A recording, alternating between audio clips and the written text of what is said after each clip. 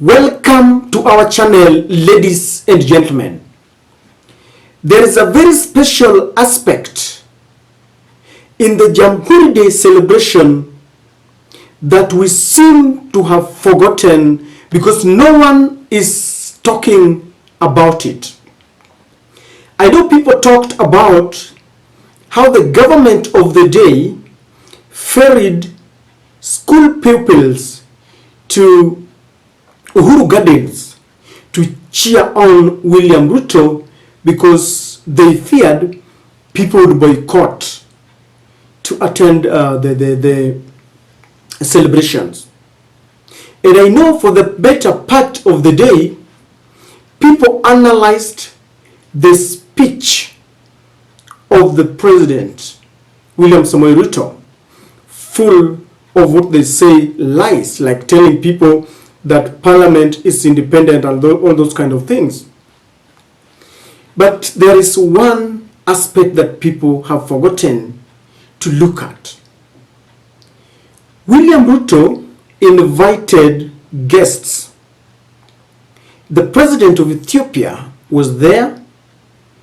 The deputy president of Burundi, I think, was there. The deputy president of Tanzania was there. And the first deputy prime minister of Uganda was there.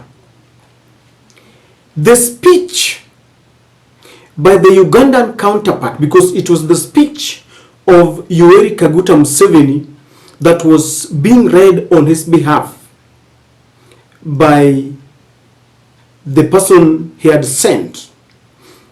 That speech was full of lessons to William Samuel Ruto. Yoweri Kaguta Museveni took that opportunity to lecture William Samuel Ruto. And I know you listened to that speech, but I want us to listen to it again. And then you'll understand exactly what I'm talking about. Are not mean achievements for a region that has been very prone to conflict. I therefore would like to recognize Kenya's unique contribution as a frontline state in the liberation struggles. I would like to pay special tribute to Mzee Jomo Kenyatta, the founding father and first president of the Republic of Kenya, for his courageous and heroic role in the freedom struggle within the region and beyond. With our people's civil wars and liberation struggles of the last 70 years, the ideological landscape of the area has changed. This ideological change has, however, not yet been translated into a political union that some of our leaders, like Nkrumah, Nyerere, and Kenyatta, had envisaged at independence. Nevertheless, that dream has been revived. We have intensified the discussion on political integration, the need for the East African Federation. The future for this cause is at its brightest. Economic and political integration is permanent fear for Africa's weaknesses and marginalization in the world. Africa must cure itself of the victim mentality and take the initiative of shaping her own destiny. We have an unprecedented advantage of a market of 1.3 billion people. This is a formidable treasure in our hands. It has the potential of not only making us richer, but also earning us respect in the world as a power to reckon with. In 1986, when the NRM captured power, Uganda's population was a paltry 15 billion people. The East African community would have compensated for Uganda's whole internal market had been brought to its knees. The NRM government lost no time in working with our Tanzanian and Kenyan brothers and sisters to revive the East African community. Our concerted efforts paid off in 1999 when the regional member states, Uganda, Kenya, and Tanzania, signed the treaty which will establish the East African community.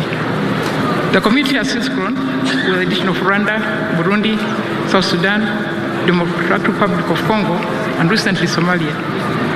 The regional economic groups like ECOWAS, COMESA, EAC, SADC have helped raise the volume of trade among the African countries, and with the signing and ratification by individual member states of the African Continental Free Trade Area, Africa now boasts of the largest free trade area in the world. This is true harnessing of power. We must continue consolidating Africa's great potential to our advantage.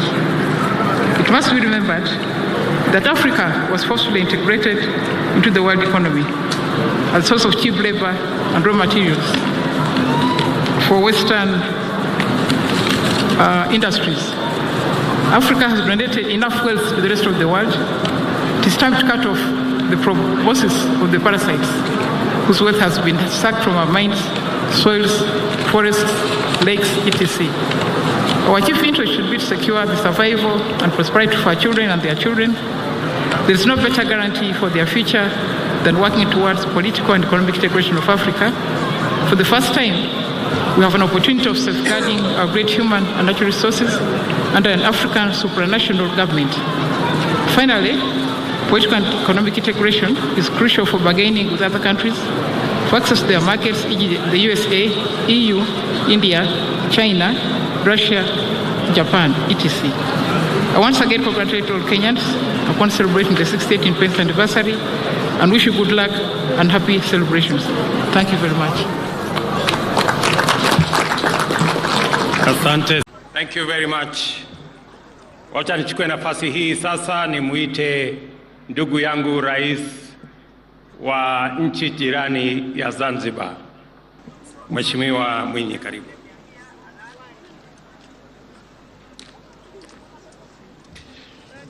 Mheshimiwa Dr. Wiliam Ruto, Rais wa Jamhuri ya Kenya na Mama Ruto, Mheshimiwa Makamu wa Rais wa Jamhuri ya Kenya, Mheshimiwa Waziri Mkuu na Waziri wa Mambo ya Nje na Diaspora wa Kenya, waheshimiwa viongozi wengine nyote mliopo hapa, waheshimiwa wageni waalikwa wenzangu, natambua uwepo wa Rais wa Ethiopia, Makamu wa Rais wa Burundi na Naibu Waziri Mkuu wa Uganda, ndugu wananchi wa Kenya, mabibi na mabwana. Awali ya yote napenda kuanza kwa kumshukuru Mwenyezi Mungu mwingi wa rehema aliyetuwezesha kuifikia siku hii ya leo. Aidha, natoa shukrani kwa Mheshimiwa Dr. Wiliam Ruto, Rais wa Jamhuri ya Kenya, kwa kutualika kushiriki kwenye siku hii muhimu ya maadhimisho ya miaka 60 ya uhuru wa Jamhuri ya Kenya maarufu kama Jamhuri Day. Mheshimiwa Dr. Samia Suluhu Hassan, Rais wa Jamhuri ya Muungano wa Tanzania, alitamani sana awepo kuhudhuria sherehe hizi. Hata hivyo, kutokana na athari kubwa za mafuriko yaliyoikumba nchi yetu upande wa kaskazini, ameshindwa kuja yeye mwenyewe na ameniagiza nije nimwakilishe. Kwa niaba ya serikali pamoja na wananchi wote wa Jamhuri ya Muungano wa Tanzania, napenda nitumie fursa hii kutoa pongezi nyingi kwa serikali na wananchi wa Kenya kwa kuadhimisha siku hii ya kihistoria kwa taifa lenu. Tanzania sent the deputy or the vice president, who also doubles up to be the president of Zanzibar because that is their constitution.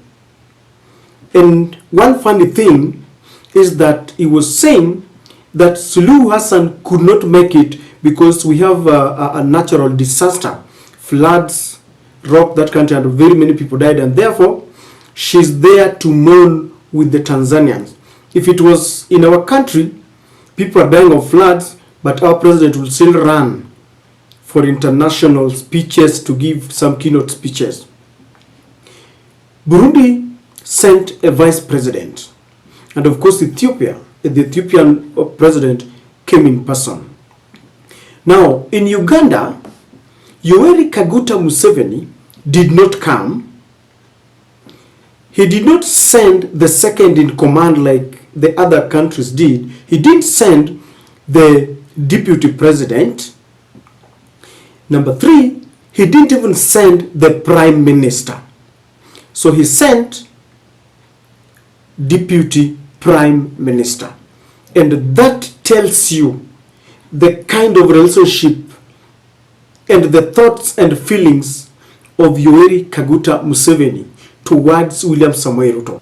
The speech that was read encompasses about 3 things.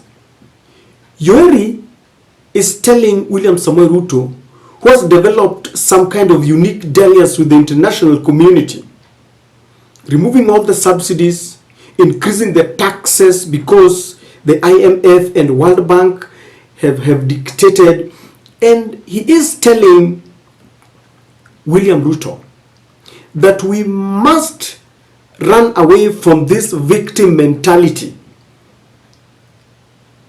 and emancipate ourselves as Africans.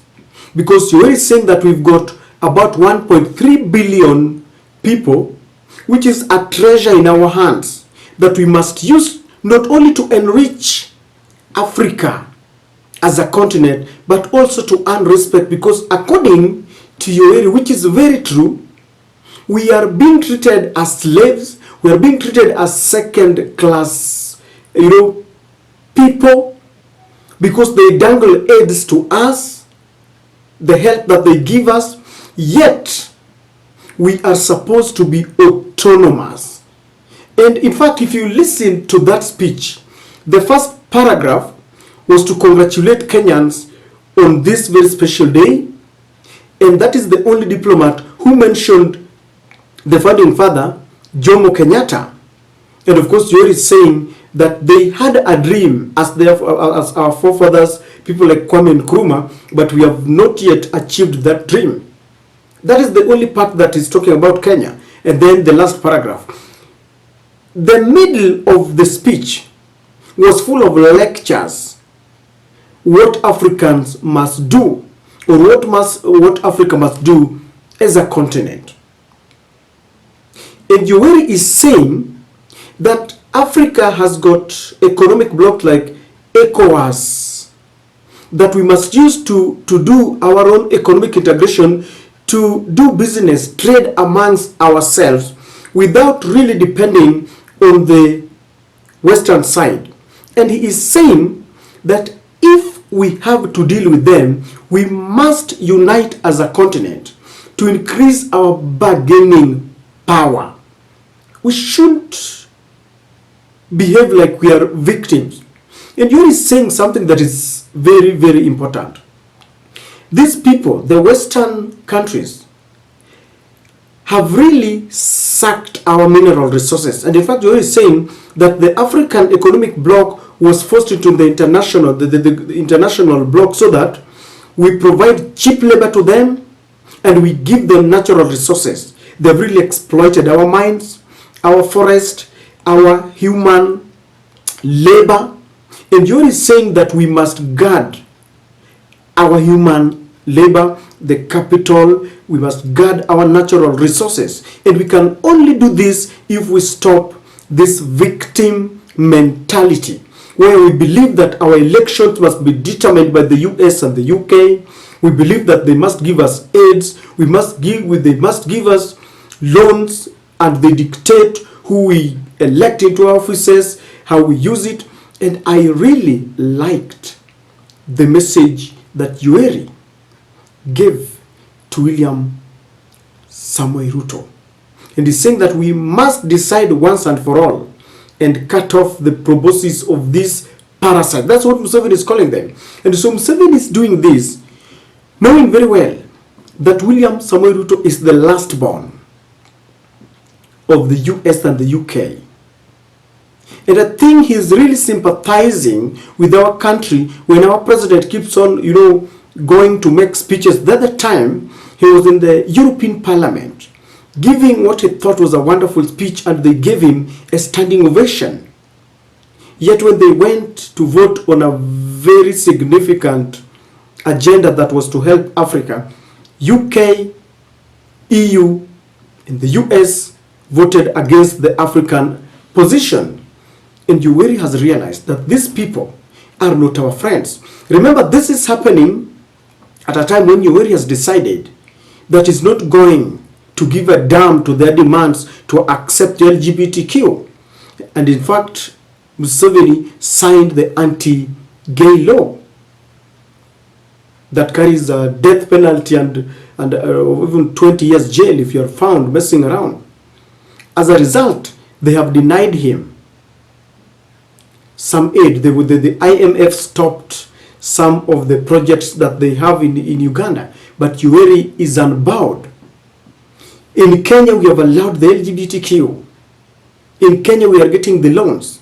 And this was a warning, it was a lecture, it was like a riot act And I love this, because Africa must understand that we must play at the same league with the West.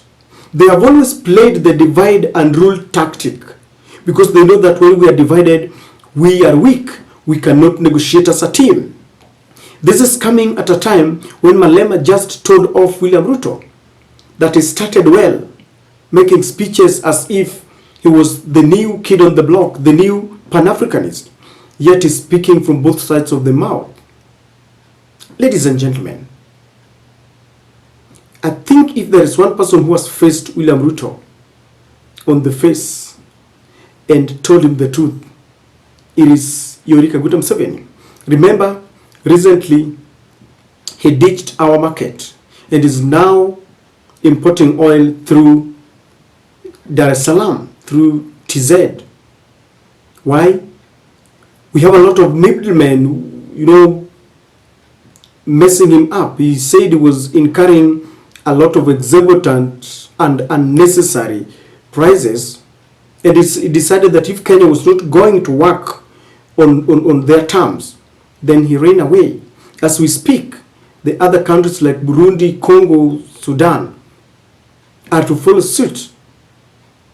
And so this speech that was made today couldn't have come at a better time, when our president has decided that he is listening to the West. In fact, I'm one person who believes that we are being ruled and governed from the White House. Wiliam Ruto is just but taking instructions. He's told to do this and he does it without any question.